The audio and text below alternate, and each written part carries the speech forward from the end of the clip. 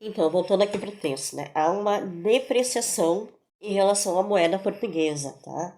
Com respeito ao ouro da moeda portuguesa. Ah, é o mesmo raciocínio, mais ou menos. O Celso Furtado, ele não fala aqui no livro se existe uma moeda principal nos países europeus. Tem uma Eu acho que acredito que não. Eu acho que nessa época cada coroa tinha sua moeda, tá? Portugal tinha sua moeda, a Espanha tinha sua moeda, a Inglaterra tinha sua moeda, mas não existia uma comparação tipo hoje em dia, como o dólar, tá? Tem que comparar com o dólar. É a moeda principal, que é o principal país de crescimento econômico, tá? Hoje a inflação a gente compara com o dólar, mas na época cada país tinha sua, cada coroa tinha sua moeda ali, né? Então Portugal tinha sua moeda, então havia uma depreciação. Então uma moeda estrangeira, por exemplo, varia acho que 4 moedas de ouro. Uma moeda estrangeira valia 4 moedas de ouro portuguesa, 4 moedas de ouro de Portugal, né? Acredito que seja isso a comparação da época, né? Não sei muito bem. Aqui diz que é uma depreciação, né? Porque aqui fala, o real, tudo indica que a renda real é uma renda gerada com inflação, tá? É uma renda gerada com moeda estrangeira, com câmbio. Tudo indica que a renda real gerada pela produção açucareira estava reduzida a um quarto do que havia sido em sua melhor época. Então diminuiu aquela renda com inflação e aumentou a renda nominal, né, que é sem inflação, que daí é excesso de moeda portuguesa. A depreciação com respeito ao ouro da moeda portuguesa, observada nessa época, é praticamente das mesmas proporções, o que indica claramente a enorme importância para a balança de pagamento de Portugal que tinha o açúcar brasileiro. A depreciação é o excesso de moeda portuguesa dentro de Portugal e dentro das colônias, dentro do Brasil. Tá? A colônia portuguesa é o Brasil. Tá? E é de enorme importância para a balança de pagamento de Portugal. Sim, porque o que, que diz assim? Que tinha o açúcar brasileiro. Sim. É praticamente mesmo proporções, o que indica claramente a enorme importância para a balança de pagamento de Portugal que tinha o açúcar brasileiro. Fora Portugal, o principal abastecedor da colônia, e essa desvalorização significaria uma importante transferência de renda real em benefício do núcleo colonial. Tá? Mas, como é sabido por essa época, o Brasil se abastecia principalmente de manufaturas, que os portugueses recebiam de outros países europeus. Demais, como os artigos de produção interna que Portugal exportava para o Brasil, né, artigos de produção que era feito dentro de Portugal, tá? E era exportado para o Brasil, vendia para o Brasil. Via de regra, os mesmos que exportava para outras partes, o mais provável é que os seus preços estivessem fixados em ouro. Sendo assim, as transferências de renda provocadas pela desvalorização revertiam principalmente em benefícios dos exportadores metropolitanos portugueses. Sim, quem se beneficiava desse ouro eram os exportadores metropolitanos portugueses. Por quê? A moeda, quanto mais desvalorizada, melhor é para quem exporta, tá? Se eu exportar soja no Brasil para os Estados Unidos, se eu exportar. Vou pegar o açúcar aqui. Se eu exportar. Se eu vender açúcar nos Estados Unidos, 1 quilo de açúcar vale nos Estados Unidos US$ 1. Eu vou vender aqui no Brasil mesmo o açúcar que eu estou produzindo a R$ 5, 1 quilo de açúcar. Eu vou vender 1 quilo de açúcar no Brasil a R$ 5 e 1 quilo de açúcar nos Estados Unidos a US$ 1. O mesmo açúcar que é feito aqui. Aí há uma conversão da moeda para quem exporta lá. Quando vem o lucro do produtor brasileiro em dólar, de lá fora para cá, o exportador ele converte essa moeda dólar para o real.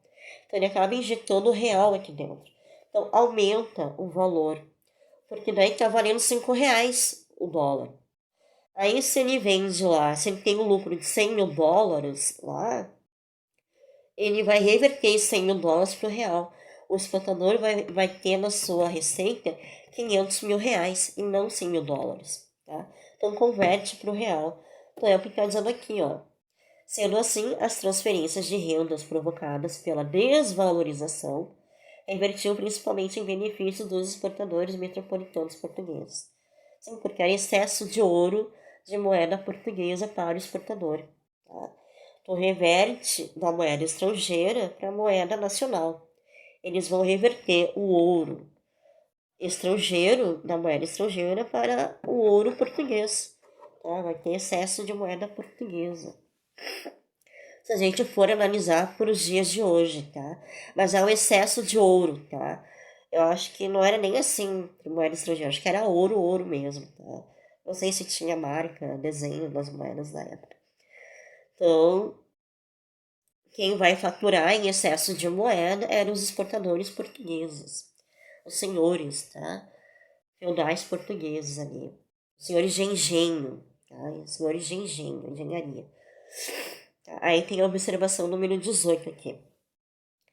A depreciação da moeda portuguesa com respeito ao ouro era uma consequência natural da redução substancial no valor real das exportações, decorrente da queda de preços e contração do volume do açúcar vendido.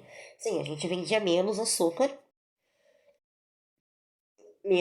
lá fora, tá? Por causa da concorrência. E não tinha muito lucro também, tá? E aí, como estava desvalorizada a moeda, tu revertia o que tu vendia lá a preço de banana, vamos dizer assim, né? Era muito barato lá fora, nos outros países da Europa, e muito caro nacionalmente. Tá? A depreciação minorava os prejuízos, sim, diminuía os prejuízos dos comerciantes que tinham capitais empatados nos negócios do açúcar, permitindo que esses negócios continuassem operando, sim.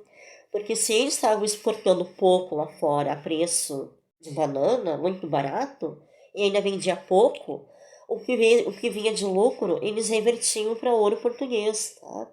Revertiam em ouro. Em moeda portuguesa, tá? Ouro, moeda portuguesa.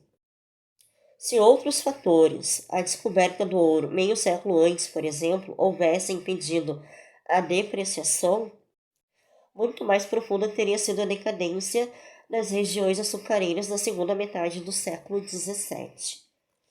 Se fosse pegar o exemplo da Espanha, que só gastava o ouro da colônia espanhola, comprando de fora, do que usufruir em prol da coroa, não. Tá? Portugal não usufruiu do ouro do Brasil muito, né? Eles acabavam usando a moeda portuguesa.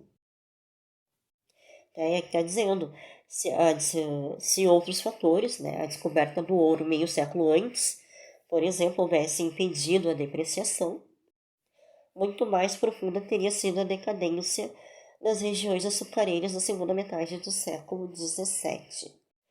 A depreciação é uma desvalorização da moeda. Então, a moeda portuguesa ela estava desvalorizada perante as outras moedas dos outros países da Europa. Tá? Deu para entender? É um pouco complicado de falar assim da moeda, tá? Porque real nos dias de hoje é uma moeda com inflação. Tá? É uma moeda uh, que tem imposto, que tem juro e que não tem dólar, tá? Uma moeda com inflação. É uma moeda desvalorizada, tá? Não tem a renda real é uma moeda que tem inflação, tá?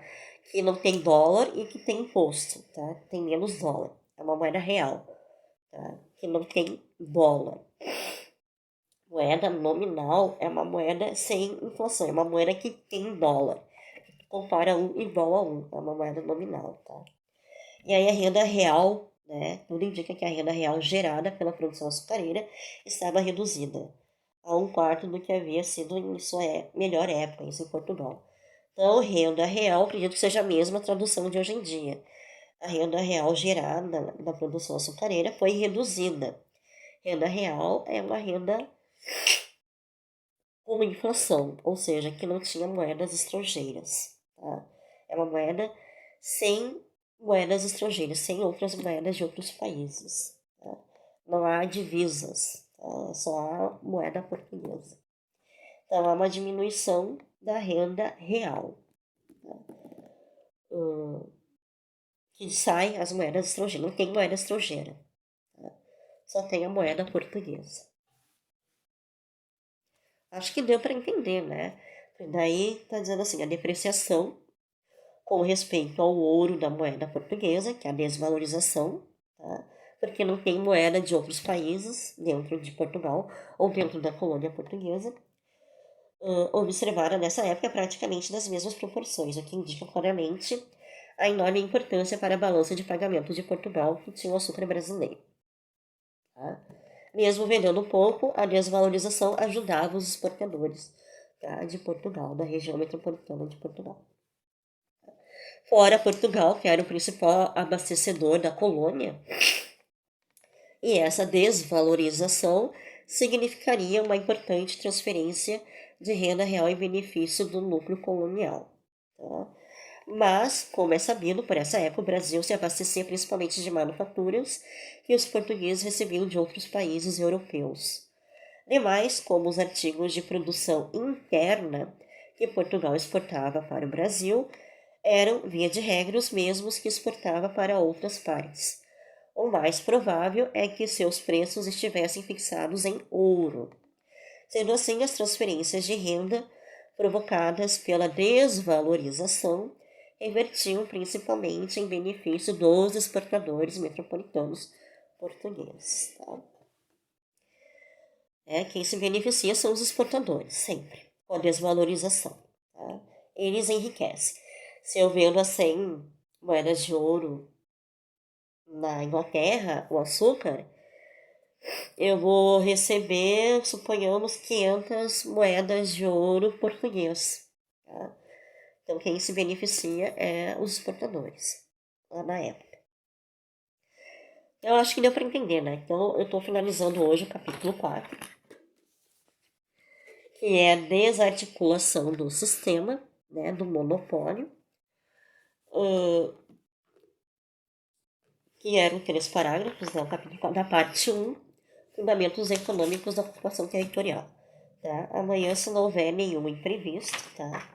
Hoje eu li o parágrafo 2. Parágrafo 2. E o parágrafo 3 aqui, tá? Parágrafo 3. Termina aqui. Aí eu finalizei aqui todo o capítulo. Amanhã, se não houver nenhum imprevisto, eu volto de novo, mais ou menos, nesse horário, tá? Fim da tarde, início da noite, tá? Para começar o capítulo 5, tá? Que é as colônias de povoamento do hemisfério norte. O que demora mais é eu procurar algumas fontes, algumas coisas, para poder entender o que realmente aconteceu. Porque o Celso, ele não vai entrar em detalhes das guerras que a gente estuda na escola, tá? Ele vai focar mais na parte econômica. Tá? Qualquer coisa, se eu tiver alguma dúvida, eu tiver que eu demorar, é porque eu estava procurando fontes na internet, tá? Ou traduzindo lá no apêndice. Então tá, chega por hoje e amanhã, se não houver nenhum problema, eu volto, tá? Tchauzinho!